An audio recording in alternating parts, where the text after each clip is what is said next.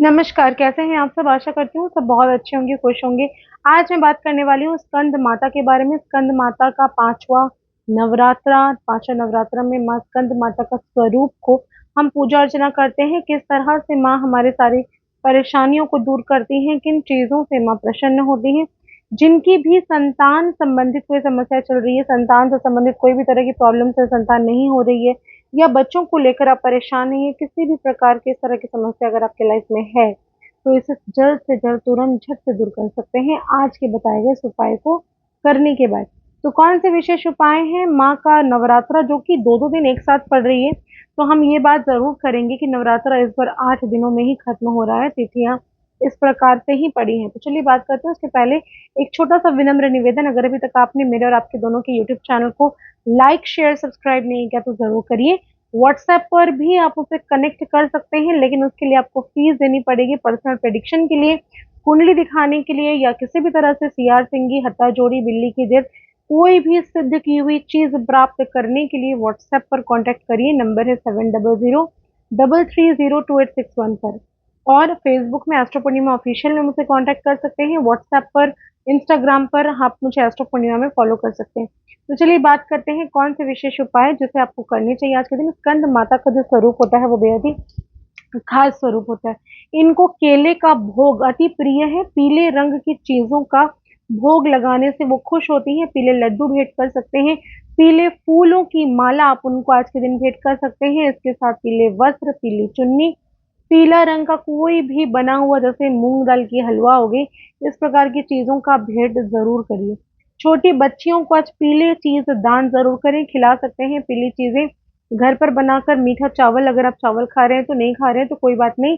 पीले रंग की लड्डू, पीले रंग का कोई भी वस्तु, कोई खिलौना हो सकता है, कोई वस्त्र हो सकता है, आप आज के दिन छोटी बच्चियों को दान करते हैं तो माता प्रसन्न होती है और आपको सौभाग्य की प्राप्ति भी होती है, पति की आयु लंबी होती है। संतान से संबंधित समस्याओं को अगर आप दूर करना चाहते हैं, जिनकी संतानें नहीं हो रही, तो कौन सा उपाय करेंगे?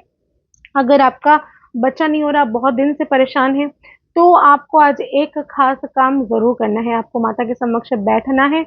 बैठकर एक दीपक, अखंड दीप आपके घर पर जल रहा हो, नहीं जल रहा हो, उसे कोई लेना-देना नहीं है, लेकिन माँ भगवती के समक्ष बैठेंगे पीले वस्त्र पहनकर। आज रात्रि के समय 8 बजे के बाद आसन लाल बिछाना है, उसके ऊपर पीले रंग के वस्त्र पहनकर, साफ-सुथरे वस्त्र होने चाहिए, काला का प्रयोग नहीं करना है, पीला ही पहनना है। पहनकर बैठेंगे, पालथी मोड़कर अपनी रीढ़ की हड्डी को सीधा करेंगे, दोनों हाथों को इस प्रकार से अपनी नाभि के ऊपर आपको इस तरह से रखना है, दोनों हाथों को इस तरह से पकड़ लेना है, नाभि के ऊपर रखना है। कुछ 7 हल्दी की गांठ आपको अपने हथेली पर रखनी है, जो कि पीले रंग की साफ सुथरी होनी चाहिए। आप देख लीजिएगा, देखकर अच्छी वाली हल्दी की 5 गांठ रखनी है। एक दीपक आपको तैयार करना है। दीपक में सामग्री क्या रहेगी? आपको कलावे से 2 कलावों को एक साथ जोड़कर एक चोटी की तरह आपको दीपक बनाना है। उसमें आपको शुद्ध देसी गाय की घी डालनी है, उसमें आपको 1 चुटकी हल्दी डालनी है, उसमें आपको पीले रंग की सरसों डालनी है, उसमें पीला लड्डू या पीला कोई भी मिठाई या संदेश कुछ भी आप उसके अंदर डाल लेंगे। कुछ नहीं है तो गुड़ डाल लीजिएगा और उसके समक्ष आपको उसके नीचे में धान बिछाकर उस दीपक को प्रज्वलित करना है। माता के सामने बैठकर अपनी परेशानी को इस तरह से नाभि में अपने 5 हल्दी की गांठें रख ली और अपनी ध्यान करते हुए माता को अपनी परेशानी कहिए कि आपको संतान की प्राप्ति नहीं हो रही है, संतान चाहिए आपको। जो भी आप कामना करती हैं संतान को लेकर कामना करें। उसके बाद उस हल्दी को आप पीले रंग के वस्त्र में, एक छोटा सा पीला रुमाल या पीला कोई भी कपड़ा ले लेना है, उसके अंदर रख लेना है। रख कर उसको गीठ मार के रखिए और वहीं पर बैठकर रुद्राक्ष की माला में ओम ऐम ह्रीम क्लीम चामुंडाय विच्चय का मंत्र का उच्चारण या फिर ओम दुंग दुर्गाय नमः का उच्चारण आपको 108 बार करना है। उस माला को फेरना है और फिर वहीं बैठकर माता के सामने 5 बताशों का भोग आपको माता को लगाना है। जाप करिए, दीपक जलाएंगे, फिर 5 बताशा माँ को चढ़ाएंगे। उसके बाद बैठकर अपनी मनोकामना कहेंगे। हल्दी की गांठ को अपने पीले कपड़े में डाल दिया, उसको गीठ मार ली और 108 बार माता का जाप कर लिया और अपनी मनोकामना कहकर दुर्गा चालीसा का पाठ करके अपने आसन को हटा लीजिए। और उस हल्दी के गांठ को क्या करना है आपको, एक पीले कपड़े में जब आपने मोड़ लिया हो तो अपने सोते हैं जहाँ पर जिस भी बेड में, उसके नीचे आपको रख देना है हमेशा के लिए, जब तक कि आपका बच्चा हो नहीं जाता। और आप देखेंगे इस उपाय को करने के बाद संतान की प्राप्ति कैसे आपको होती है। दूसरी चीज, ब्रह्मचर्य का पालन आपको करना है टिल नवरात्रि। उसके बाद आप जो भी आप आपसी संबंध बना बना सकते हैं।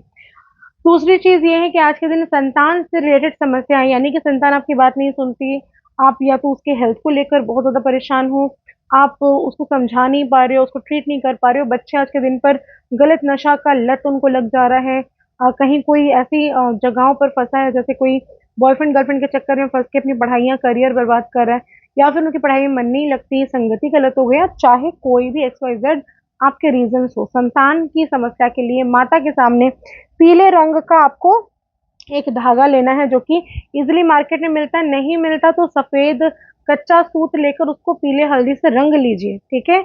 उसमें 108 गाँठ बाँधनी है और हर एक गाँठ में पकड़कर माँ का जाप आपको करना है। ओम दुम दुर्गाय नमः का जाप करिए, एक गाँठ मारा, फिर से ओम दुम दुर्गाय नमः कहकर एक गाँठ मारा, ऐसे 108 की आपने गाँठ मारकर पीले धागे से एक माला पिरो लिया और उसको माता को आपने चढ़ाना है, चाहे प्रतिमा हो, चाहे मूर्ति हो। आपने चढ़ा दी, अपनी मनोकामना कह दी कि माता मेरे बच्चे का ऐसा-ऐसा जो भी समस्या है सब दूर करो, परेशानियाँ दूर करो, कहकर आपने 9 दिन के बाद, यानी कि जब भी नवरात्रा खत्म हो रहा है उसके पहले विसर्जन हो जाएगा माँ का, उसके बाद उस माला को उतारिए।